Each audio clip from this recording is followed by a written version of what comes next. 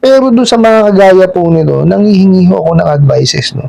Tatanong-tanong ho ako sa mga kaibigan, kumpare ko hong mga abogado, no. Kasi kailangan ko hong maintindihan din eh. Dahil hindi ko naman ho alam 'yan.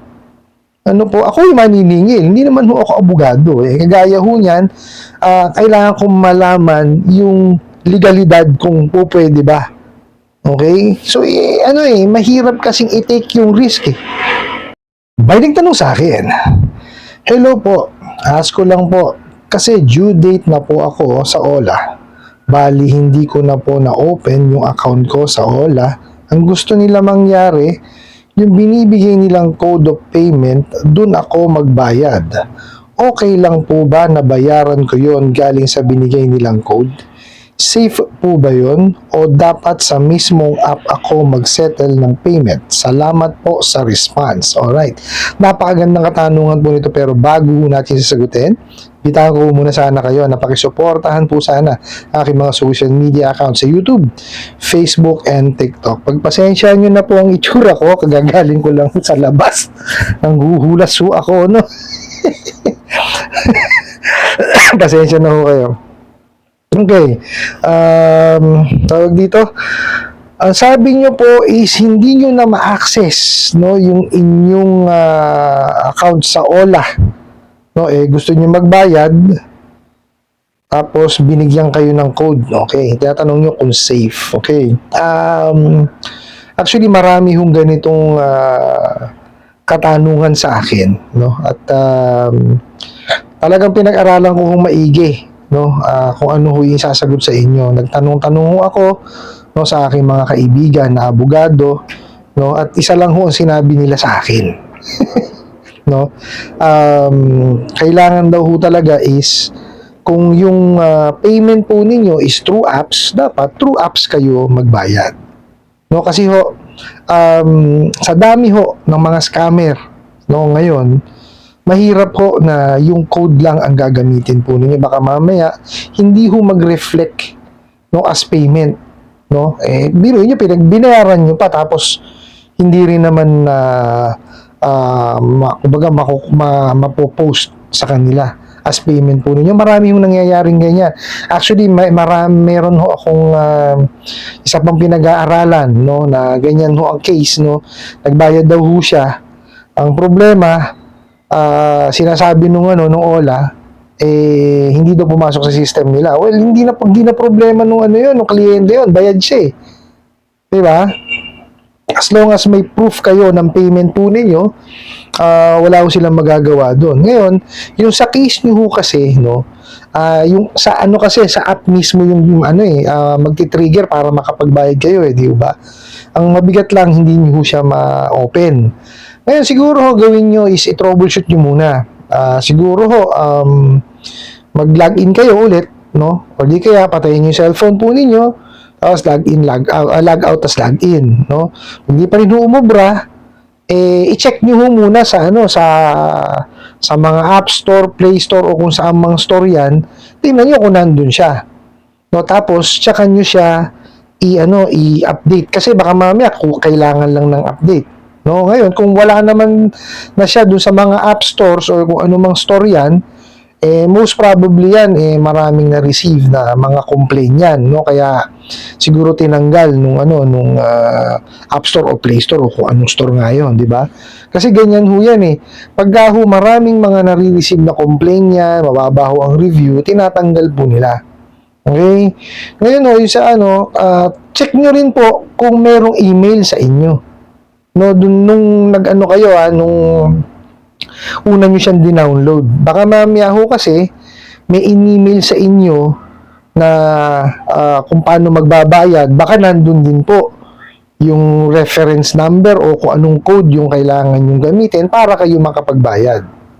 Ano po, ngayon kasi ako, I do not advise, no, na gamitin yung ibinigay nila na yung sinasabi nyo nga na code. Kasi baka nga hindi kasi pumasok, no? Or baka hindi ma-credit sa inyo as bayad, tapos sila tong mangungulit-ulit na mangungulit.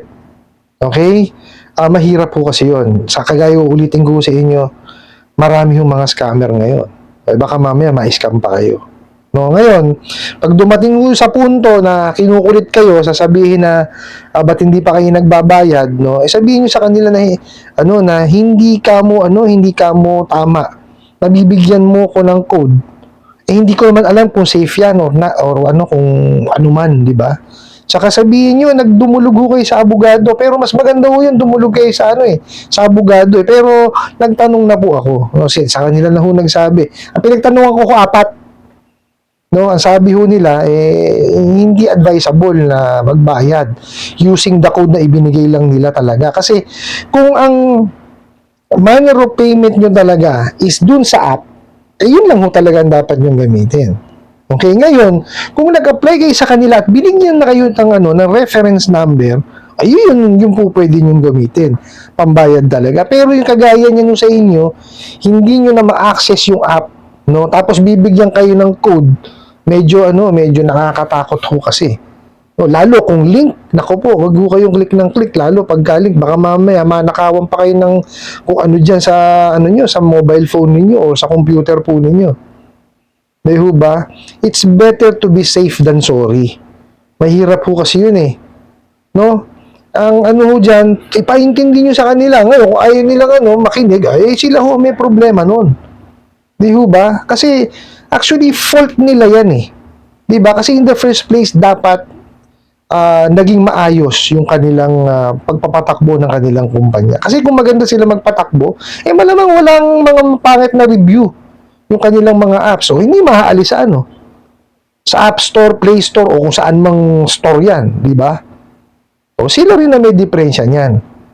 O di kaya sana mas inayos nila yung apps nila para hindi nawawala sa mga ganyang klaseng App Store, sorry. Di ba? Kasi nila yan liability nila yan. No, sila ang dapat na nagme-maintain nung apps nila. Ngayon, kung hindi talaga maganda ang pag-maintain ng apps nila at o di kaya hindi talaga maganda yung mga reviews nila, well, problema talaga nila yan kasi tatanggalin talaga yan dun. O, di ba? Tapos magbibigay sila ng code nang hindi nyo naman alam kung saan pupunta yung code na yun. Di ba? Sa dami ho nang nang-i-scam ngayon, sa hirap ho ng buhay, nako, mahirap po yan. Hard-earned money nyo yan. Di ho ba? Hindi ko sinasabing wag nyong bayaran. Okay? Liliwanagin ko Hindi ko sinasabing wag nyong bayaran. Ang sinasabi ko, it's better to be safe than sorry. Di ba? Pero hard-earned money nyo, tapos ganun-ganun na lang, bibigyan mo lang ako ng code. Tapos doon ko babayaran. Kung hindi mag-post yan, di ba? Buti sana kung sa simula ng transaction nyo, binigay sa inyo yung reference number. Doon kayo magbabayad. Wala akong question doon. Diba? Doon talaga kayo magbabayad. Pero kung kagaya niyan, sa apps kayo magbabayad, doon matitrigger yung payment, walang ibang pwedeng gamitin na pagbabayad kung hindi yung apps. Di ba? O, yun lang naman ang logic doon. Sentido común lang ang gagamitin natin doon. Di ba? Hindi ko sinasabing mahina ang sentido común nyo Ang nire-refer ko ito, sentido común para dun sa mga online lending apps na abusado. Diba? Ako, ganun ko lang siya iti-take. Ba't mo ko bibigyan ng code? Hindi naman yan ang pamamaraan ko ng pagbabayad. Diba? Sentido común lang napapahama ko sarili ko? Diba? Biruin mo, ninakawan na kayo ng detalye niyan. Tapos ngayon, i-scamin pa kayo. Mahirap naman yun. Diba? Buti sana kung napupulot ang pera, hindi naman napupulot ang pera. Pinaghihirapan ho natin yan. Kaya nga tayo nakakahiram dyan sa mga abusadong online lending apps na yan dahil mahirap kitain ng pera. Diba? Tapos ganyan ang gagawin sa inyo. Hindi naman yata tama yun. Di ba?